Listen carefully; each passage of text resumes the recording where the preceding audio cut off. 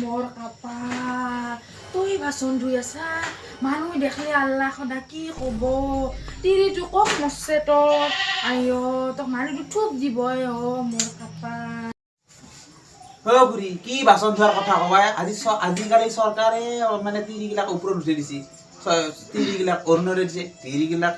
বয়সীয়াল তিৰিগিলাক বুঢ়া পেঞ্চন দিছে এই বোলে গতত এইটো দিছে সেইটো দিছে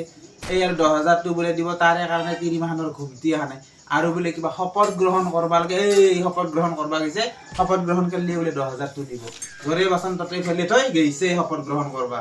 কোনো বাচন দোকান ময়ে ধুই থওঁ দে কাৰণ 10,000টো পালে কিবা এটা কৰবা পাৰিম দে হয় নহয় ঘৰৰে কামত আহিব না কি ক এই বাচন দোকান ধোৱাতে কি যাব